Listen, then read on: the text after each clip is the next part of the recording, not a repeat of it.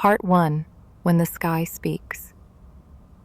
Dr. Rachel Torres gripped the steering wheel of her weather-modified SUV as she watched the radar display flicker between yellows and angry reds. The supercell developing 30 miles northwest was textbook beautiful, if you understood the mathematics of atmospheric instability. Most people saw approaching doom. Rachel saw poetry written in pressure differentials and wind shear. Her radio crackled. "Mobile Unit 7, be advised we have tornado warnings issued for your sector. Recommend immediate shelter." "Copy that, base. I'm tracking a hook echo formation. This system has incredible structure." Rachel pressed harder on the accelerator, dust swirling behind her vehicle as she raced down the rural Kansas highway. The sky ahead had turned an ominous green-black, and the air felt electric with potential. A brilliant fork of lightning split the sky, followed immediately by thunder that rattled her windows. Too close. Even Rachel knew when nature demanded respect over scientific curiosity. She needed shelter, and the GPS showed only one structure within 5 miles, Mitchell Family Farm. The farmhouse appeared through sheets of rain as Rachel pulled into the gravel drive. White clapboard siding, wraparound porch, red barn. It looked like something from a postcard, if postcards included tornado warnings. A man emerged from the house, waving her toward the structure as golf ball-sized hail began pelting her windshield. "Storm cellar!" he shouted over the wind, pointing toward a set of concrete steps leading underground. "Leave the truck!" Rachel grabbed her laptop and emergency kit, then ran through the driving rain. The man held the heavy cellar door open, and she stumbled down the concrete steps into the musty darkness below. He followed, sealing them into the small underground space just as the storm's fury reached full intensity above. Battery-powered lanterns cast dancing shadows on the concrete walls, lined with preserved foods and emergency supplies. Rachel found herself studying her unexpected shelter companion. Tall, broad-shouldered, with sandy hair darkened by rain and steady green eyes that held no panic despite the chaos raging overhead. "Tom Mitchell," he said, extending a work-calloused hand. "Welcome to my storm cellar. Not exactly how I usually meet new neighbors." She shook his hand, noting the strength in his grip. "Rachel Torres, National Weather Service," she said. "I was tracking the supercell when it intensified faster than predicted. Thank you for the shelter." A tremendous crash echoed from above, followed by the distinctive freight train roar of a tornado passing dangerously close. Tom instinctively moved closer to Rachel, their shoulders touching in the confined space. "You track storms?" he asked, his voice carefully neutral.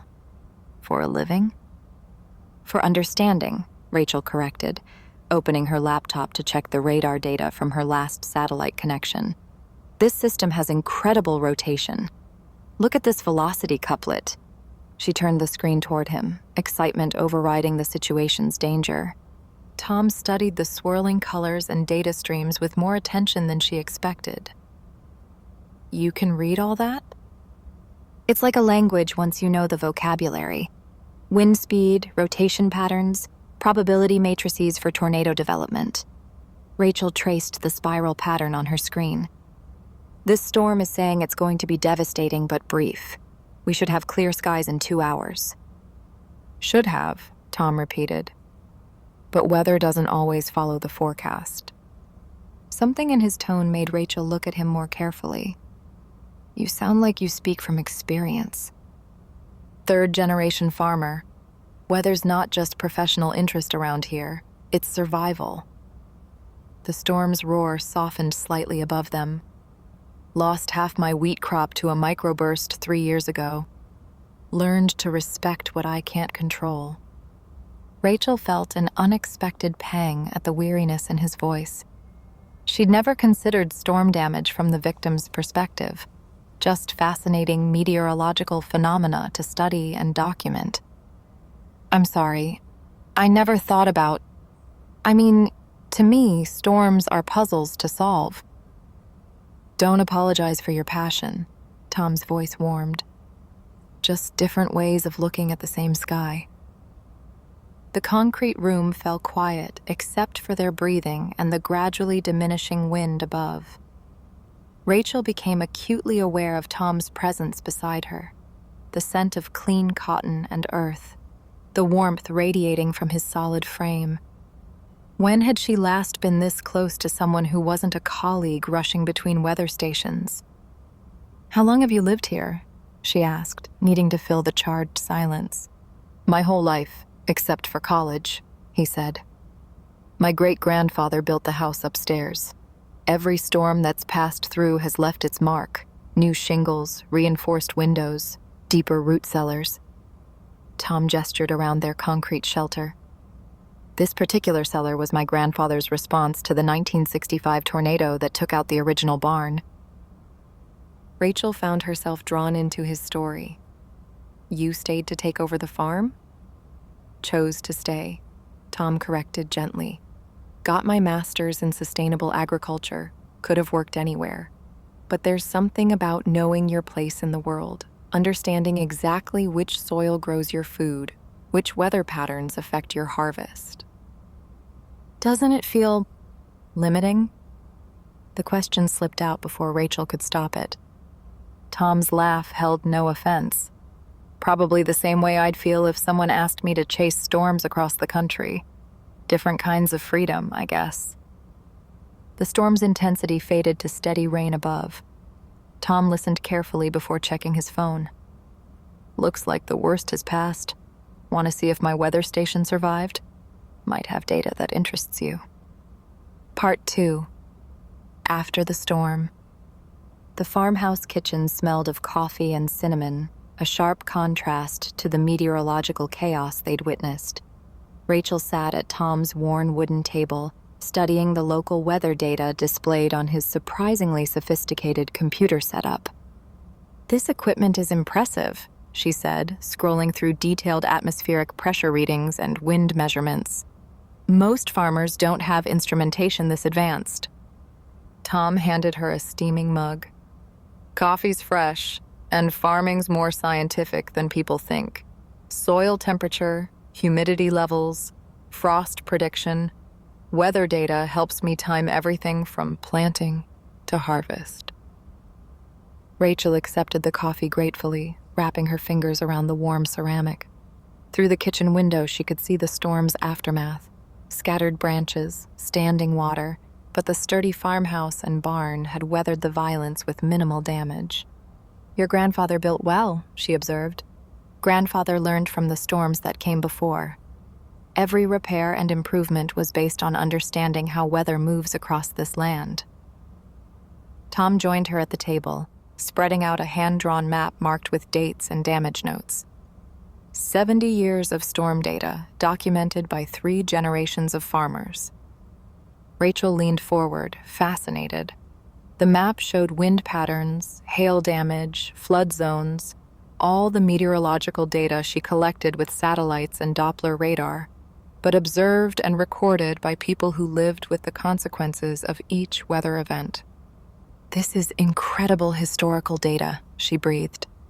"The National Weather Service has digital records going back maybe 30 years. You have generational memory." "Different tools, same goal," Tom said. "Understanding what's coming so we can prepare." Their eyes met across the table, and Rachel felt something shift in her chest. A recognition that went deeper than professional admiration.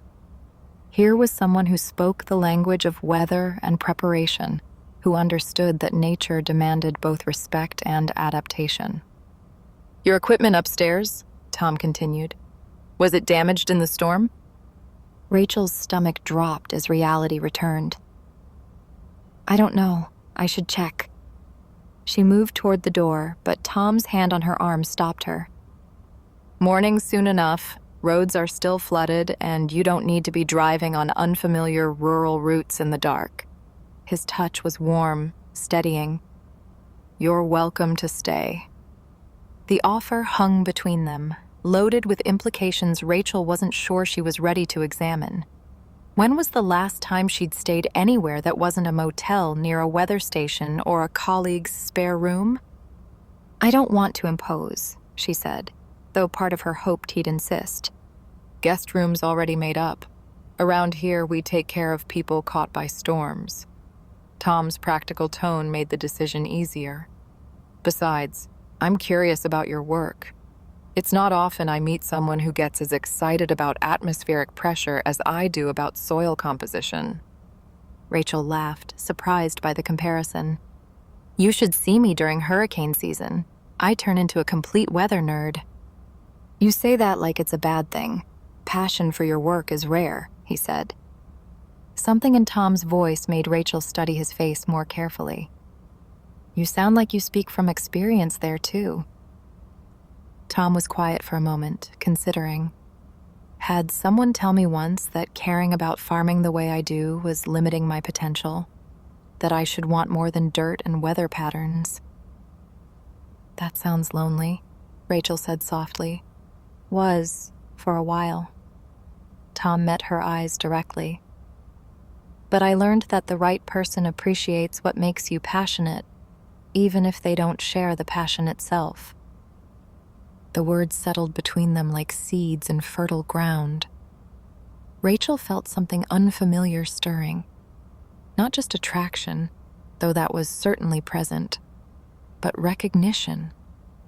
Here was someone who understood that work could be a calling, that dedication wasn't limitation but purpose.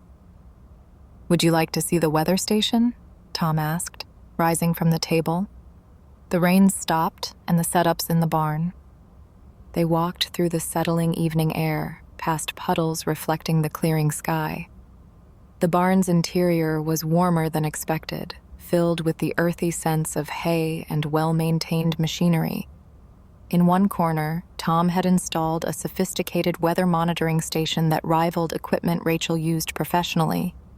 Wind speed, direction, pressure, humidity, rainfall measurements, Tom explained, pulling up data on the monitor. "Everything feeds into crop management software, but I've learned to read the patterns myself over the years." Rachel studied the display with growing excitement. "Tom, this is research quality data. Do you realize what you've documented here?" "Local weather patterns for farming decisions," he said simply. "You've documented microclimatic variations that could help improve regional forecasting models." Rachel turned to face him, her professional excitement spilling over. The National Weather Service would love to incorporate this kind of ground truth data. In the barn's soft lighting, with rain-washed air flowing through open doors, Rachel became acutely aware of Tom watching her with something deeper than curiosity. The space between them seemed charged with more than the storm's lingering electricity. "You light up when you talk about weather," Tom said quietly. "You do the same when you talk about farming," Rachel replied, stepping closer without consciously deciding to move. "Maybe we're both weather nerds, just different kinds." The observation was gentle, teasing, and utterly accurate.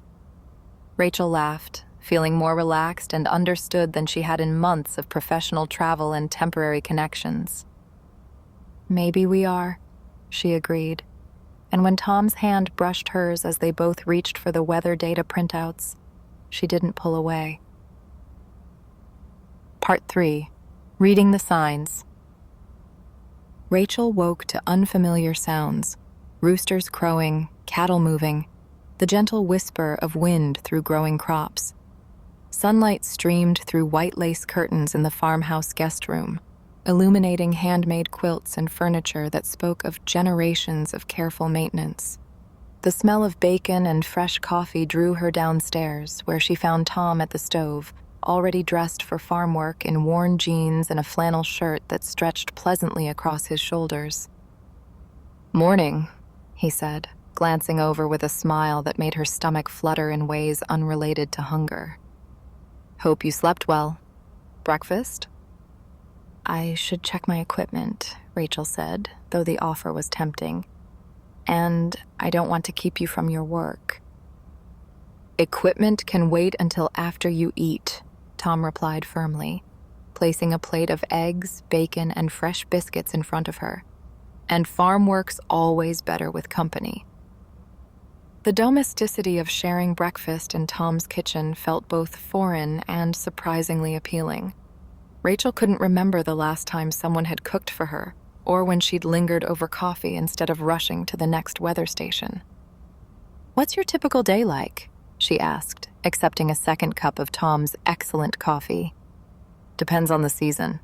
Right now it's planting season, soil preparation, equipment maintenance, monitoring crop conditions. Summer's cultivation and pest management. Fall's harvest, and winter's planning and equipment repair." Tom leaned against the counter, comfortable in his element. Sounds routine, but every day brings something different. Weather, equipment problems, market changes. "Like detective work," Rachel observed. "Collecting clues, analyzing patterns, making decisions based on incomplete information." "Exactly." Tom's eyes brightened. "Most people don't understand that farming requires constant problem solving.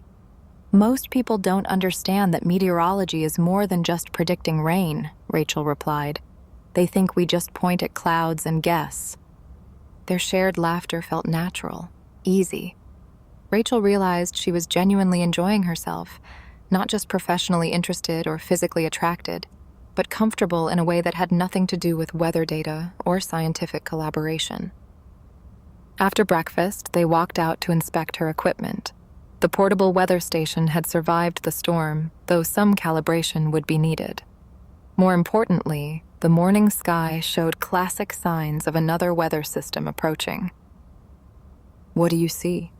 Tom asked, following her gaze toward the western horizon. Rachel pointed to subtle cloud formations that most people would dismiss as pleasant white puffs. Cumulus development, but notice the vertical growth and the way they're organizing along that line. We'll have thunderstorms by mid-afternoon. Severe? Probably not tornado-producing, but significant rainfall and lightning. Good for your crops, potentially challenging for field work. Tom nodded, already making mental adjustments to his day's plans. Amazing how different our relationship with storms is. You see fascinating atmospheric dynamics. I see whether I can finish cultivating the North Field. Both valid perspectives, Rachel said. You're reading the same signs I am, just applying them differently. As if to emphasize her point, Tom's phone buzzed with a weather alert. He read it quickly, then looked at Rachel with surprise. National Weather Service is forecasting severe thunderstorm development for this afternoon. Looks like your prediction was accurate. 7 years of education and 12 years of experience tend to improve accuracy, Rachel said with mock seriousness, then grinned. Though I admit, I love being right about weather. Want to see how a farmer prepares for severe weather? Tom asked. Since you'll be here until the road's fully clear anyway. Rachel found herself nodding before fully considering the implications. She had other storms to track, other data to collect. Staying another day wasn't part of her research plan, but watching Tom prepare for weather from a farmer's perspective offered insights she couldn't get from satellite data and computer models. They spent the morning securing equipment, moving livestock to sheltered areas, and checking drainage systems. Rachel was impressed by Tom's systematic approach, every preparation based on understanding how weather would affect specific aspects of farm operations. You forecast too, she realized as they checked the storm cellar's emergency supplies. You're predicting not just weather, but how weather will interact with crops, animals, infrastructure. Never thought of it that way, but yes. Tom straightened, brushing dirt from his hands. Every decision's a forecast. When to plant based on soil temperature and frost predictions. When to harvest based on rain forecasts and market conditions. We're both trying to understand complex systems and make decisions based on incomplete information, Rachel said. I use mathematics and computer models. You use experience and intuition. Maybe that's why this feels... Tom paused, seeming to choose his words carefully. Familiar? Rachel suggested softly. Was going to say right, Tom replied, meeting her eyes directly. The admission hung between them, honest and vulnerable. Rachel felt her heart rate increase, and not from atmospheric pressure changes. She was falling for this man, not just physically attracted, but genuinely drawn to his thoughtful approach to life, his deep connection to place and purpose. The approaching storm provided a convenient distraction from emotions she wasn't sure she was ready to examine. But as they worked together, preparing for weather that afternoon, Rachel couldn't ignore the growing sense that she'd found something unexpected in rural Kansas, someone who understood dedication and passion, who saw her work as calling rather than obsession. When the first rumble of thunder echoed across the prairie, Rachel realized she was looking forward to experiencing the storm from Tom's perspective, safe and grounded rather than chasing danger across unfamiliar highways. Part 4. The Heart of the Storm. The thunderstorm arrived with spectacular punctuality, transforming the afternoon sky into a canvas of deep purples and electric greens. Rachel stood on Tom's covered porch, watching nature's power display with professional appreciation and newfound personal comfort.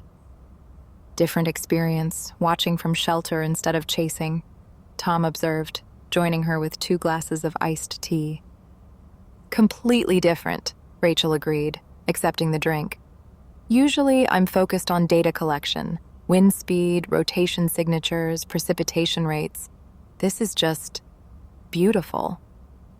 Lightning forked across the sky, illuminating the wheat fields in stark silver. The thunder that followed seemed to vibrate through the farmhouse's solid foundation. Rain drummed against the porch roof with increasing intensity. Hard to believe something so dangerous can be so gorgeous, Tom said. That's the paradox of severe weather research, Rachel replied. The most dangerous storms are often the most structurally perfect. There's elegance in the physics of supercell development. She found herself explaining atmospheric dynamics with Tom, listening intently, asking thoughtful questions that showed he understood the scientific principles behind what they were witnessing. His genuine interest made her realize how rarely she shared her passion with someone who appreciated both the intellectual complexity and natural beauty of her work. Your turn, Rachel said as the storm's intensity stabilized into steady rain. Explain what this storm means for your crops. Tom pointed toward different sections of his fields. The wheat's at the perfect stage for this kind of moisture. Another 2 weeks and heavy rain could damage the grain heads. Too early in the season and the soil couldn't absorb this much water. Right now, it's exactly what the plants need. Timing, Rachel murmured. Everything in farming's about timing, Tom said. Plant too early, lose crops to late frost. Too late, harvest gets caught by early winter weather. Same with relationships, I suppose. The observation was casual, but Rachel caught the deeper meaning. She turned to study Tom's profile as he watched the rain nourish his fields. Sounds like you've given relationship timing some thought, she said carefully. Had someone leave because I wouldn't abandon the farm for city opportunities, Tom admitted. Learned that timing matters, but so does finding someone who appreciates what you're committed to. Rachel felt her chest tighten. What if someone's committed to traveling, to work that requires constant movement? Then I suppose you have to decide whether you're committed to the traveling itself or to the work you do while traveling. Tom turned to meet her eyes, and whether there might be ways to do meaningful work without constant movement. The storm was reaching its peak intensity, but Rachel barely noticed the meteorological display. Tom's words echoed her own recent doubts about her lifestyle. The constant hotel rooms, temporary connections, the absence of anything resembling home.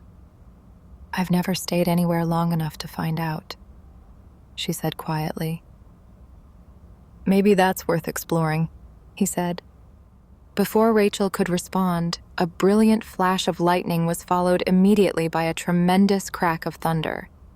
The farmhouse lights flickered, then went out completely. "Power's out," Tom said calmly, retrieving battery-powered lanterns from the porch cabinet. "Happens regularly during storms. We're well prepared." In the soft lantern light, the porch felt intimate despite the storm's fury surrounding them.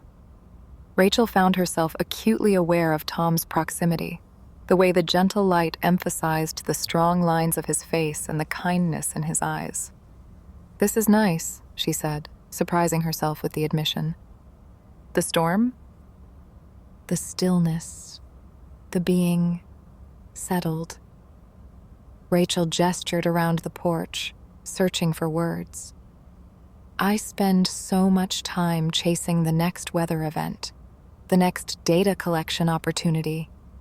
I'd forgotten what it feels like to just experience weather without trying to analyze it." "Maybe that's what you need," Tom suggested gently. "Not less passion for your work, but more balance." Says the man who's lived in the same house his entire life. Says the man who's learned that roots don't limit growth. They enable it. Tom moved closer, his voice dropping to match the rain's rhythm. "Strong foundations let you weather any storm." The metaphor wasn't lost on Rachel. As Tom's hand found hers in the lantern light, she felt something shift fundamentally in her understanding of home and belonging. For years, she'd equated staying in one place with stagnation, but watching Tom's deep connection to his land and work, she began to see stability as strength rather than limitation. "Rachel," Tom said softly, and the way he spoke her name made her heart race. "This is complicated," she whispered, not pulling away as he stepped closer. "Most worthwhile things are," he said. When Tom kissed her, gentle and unhurried, Rachel felt like she was experiencing a perfect storm, all the elements aligning to create something rare and powerful. The kiss tasted like possibility and promised futures she'd never allowed herself to imagine. As they separated, the thunder was already moving eastward, the storm's intensity fading to gentle rain. "The storm's passing," Rachel observed, slightly breathless. "Some storms leave everything changed," Tom replied, his thumb tracing across her knuckles. Part 5. Pressure Systems. The morning after the storm brought crystal-clear skies and the kind of dramatic beauty that made Kansas farmland look like a painted landscape. Rachel woke early, drawn to the kitchen window by the sight of Tom already working in his fields, assessing storm damage and checking crop conditions. She made coffee and carried a mug out to where he stood examining a section of wheat plants, their green stalks heavy with moisture from the previous night's rain. "Good morning," she said, offering him the steaming cup. "Perfect morning," Tom replied, accepting the coffee with a smile that made her stomach flutter. Storm brought exactly what the crops needed. Another week of sunshine and these plants will be spectacular. Rachel found herself studying the wheat field with new appreciation, seeing not just agricultural commodity, but Tom's passion made tangible. "How do you know? What specific signs tell you the plants are healthy?" Tom's face lit up as he explained plant development stages, pointing out subtle color variations and growth patterns that indicated optimal conditions.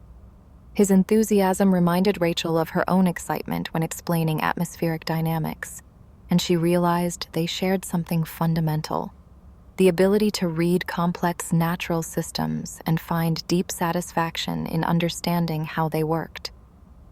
"We should check your equipment," Tom said eventually. "Make sure everything's calibrated correctly after yesterday's storm."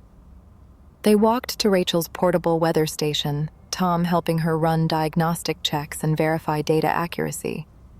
Working together felt natural, their different expertise complementing rather than competing. "This reads differently than my equipment," Tom observed, comparing precipitation measurements. "Probably elevation and exposure differences," Rachel explained. "Your station's permanently mounted with consistent environmental factors." Mine's portable, so readings can vary based on temporary setup conditions. Like perspective, Tom said thoughtfully. Same weather event, different vantage points. The observation was simple but profound, and Rachel realized it applied to more than meteorological measurements. She'd been viewing her relationship with Tom from the perspective of someone always in motion, always temporary. But what if she considered it from the viewpoint of someone seeking authentic connection and meaningful work? Her phone buzzed with a text message from her supervisor. New storm system developing Oklahoma-Kansas border. Can you reposition for data collection? Rachel stared at the message, feeling an unexpected reluctance to resume her constant traveling. The storm system was professionally interesting, but leaving Tom felt personally devastating in a way that surprised her. Work? Tom asked, noticing her expression. New storm system. I should probably... Rachel's voice trailed off as she realized she didn't want to complete the sentence. Probably should follow your assignment, Tom finished gently. I understand. But Rachel could see the disappointment in his eyes, carefully controlled but unmistakable. The same expression she'd worn countless times when temporary connections ended with someone else's departure. It's what I do, she said, though the words felt hollow. I know. Tom's voice held no accusation, which somehow made Rachel feel worse. When would you need to leave? This afternoon to position properly for tomorrow's data collection, she said. They stood in uncomfortable silence, both understanding that the approaching storm system represented more than professional obligation. It was the fundamental incompatibility between Rachel's career requirements and any possibility of staying in one place long enough to build something meaningful with Tom. Maybe I could request assignment to the regional office, Rachel heard herself say.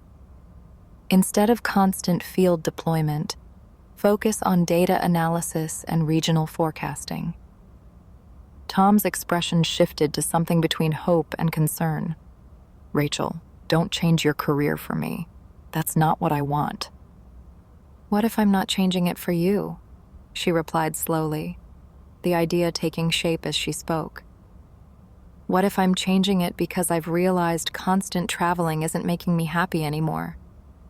Is that true? Rachel considered the question honestly. The constant motion that had once felt like freedom now seemed more like avoidance. Avoiding commitment, avoiding roots, avoiding the vulnerability that came with staying in one place long enough for people to truly know you. I think it might be, she admitted. I love the work, but I'm tired of never belonging anywhere. Belonging's not about geography, Tom said carefully. It's about finding people who value what makes you uniquely yourself. Even if what makes me unique is chasing storms across the country? Especially then. Tom stepped closer, his voice earnest. Rachel, I don't want you to stop being who you are. I want to support who you are while building something together. How? The question was practical and emotional simultaneously. We figure it out together. Maybe you take some field assignments and some office assignments. Maybe I learn more about meteorology and you learn more about farming. Maybe we find ways to combine your expertise with agricultural applications. Rachel felt something shift in her chest. Not the abandonment of her professional identity, but the expansion of it. Agricultural meteorology is actually a growing field, she said slowly. Climate change impact on farming, precision, agriculture, weather applications. See, we don't have to choose between your passion and our connection. We find ways to honor both. As if summoned by their conversation, Rachel's phone rang. Her supervisor's name appeared on the display. Dr. Torres, change of plans for the Oklahoma system. We're assigning Martinez from the Dodge City office. Need you to stay in your current location and establish a regional research partnership with local agricultural interests. Seems like your location has excellent historical weather data we'd like to incorporate into our regional models. Rachel looked at Tom, who was close enough to hear both sides of the conversation, his eyebrows raised in surprise. "That sounds very interesting," Rachel managed. "Can you send me details?" "Already in your email. Congratulations, Dr. Torres. This could be exactly the kind of innovative partnership the service needs." After ending the call, Rachel and Tom stared at each other in amazement. "Sounds like the weather's aligning for us," Tom replied, his grin reflecting her own excitement. "Some storms really do change everything," Rachel said, stepping into Tom's arms. "The best ones do," he agreed, and kissed her under the clear blue Kansas sky.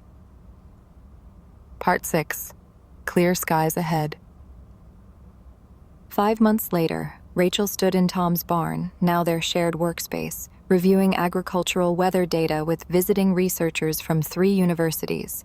The collaboration between the National Weather Service and Mitchell Family Farm had exceeded everyone's expectations, generating research papers on microclimatic agricultural applications and precision farming weather integration. "The historical data your family collected provides incredible validation for our computer models," Dr. Sarah Chen from Kansas State was saying. 70 years of documented weather impacts on crop yields. It's research gold." Tom nodded, comfortable now with academic visitors and scientific discussions that had initially seemed foreign. "My grandfather always said farmers who don't pay attention to weather don't farm very long." Turns out he was documenting climatology without knowing the formal terminology. Rachel watched Tom explain farming applications of meteorological data, feeling a familiar flutter of attraction combined with pride in how naturally he'd adapted to their expanded work. The grant funding their agricultural meteorology partnership had allowed them to upgrade both his weather station and her research capabilities, while keeping her based in central Kansas rather than constantly traveling. After the visitors left, Rachel and Tom stood together in the evening light, watching storm clouds build on the western horizon. "Another good day," Tom said, wrapping his arms around her from behind. "The research partnership's exceeding all projections," Rachel agreed, leaning back against his solid warmth. "And the forecast model accuracy improvements are getting attention from the national office." "Not what I meant," Tom said, his voice amused. Rachel turned in his arms, understanding. "Another good day for us. Every day's been good for us." It was true. The past 5 months had taught Rachel that love didn't require choosing between passion and partnership. It required finding someone who helped your passions flourish while building something meaningful together. Her work had become richer, not more limited, by focusing on regional applications instead of constant travel. And Tom had discovered that his farming expertise had scientific applications beyond his own fields. "Speaking of good days," Tom said, reaching into his pocket, "I have something for you." Rachel's heart skipped as he withdrew a small velvet box. "Rachel Torres," Tom said, opening the box to reveal a simple, elegant ring. "You've made me understand that some storms are worth chasing, and some are worth weathering together. Will you marry me?" The ring caught the last rays of evening sunlight, sparkling like lightning in a clear sky. Rachel looked at Tom's hopeful face, then out at the farmland that had become home, then back at the man who'd taught her that roots could nurture rather than restrict growth. "Yes," she said, laughing as he slipped the ring onto her finger. "Though I should warn you, meteorologists are notorious for long-term forecasting accuracy problems." "Good thing farmers are used to adapting to unexpected weather," Tom replied, spinning her around in the barn doorway. As if celebrating their engagement, the western storm clouds chose that moment to produce a spectacular lightning display, nature's fireworks illuminating the prairie sky. Rachel watched the electrical show with professional appreciation and personal joy, knowing that she'd found the perfect balance between chasing storms and creating the stable foundation that made all adventures possible. "Want to check the weather data from those lightning strikes?" Tom asked, knowing her habits. "Later," Rachel said, surprising him. Right now, I just want to watch the show with my fiancé."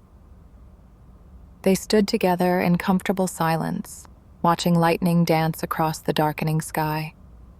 The storm was moving east, away from them, leaving clear skies and infinite possibilities in its wake. "Think your family will approve of a storm-chasing meteorologist joining the farm?" Rachel asked. "Think your colleagues will approve of a farmer joining the research team?" "They already have," Rachel pointed out. "You're listed as co-investigator on 3 research proposals. And my family's been asking when I'm bringing you to Sunday dinner since the day after you arrived."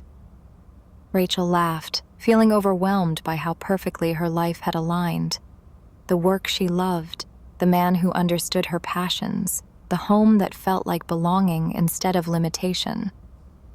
"I love you, Tom Mitchell," she said, watching his face light up. "I love you too, Dr. Torres," he replied. "Ready to weather whatever storms come our way? With you, I'm ready for anything." The last lightning flash faded into gathering stars, and Rachel realized that some storms didn't just pass through. They changed the entire landscape, creating new possibilities and more beautiful horizons than anyone could have predicted. Together, they walked hand in hand toward the farmhouse, ready to begin forecasting their future.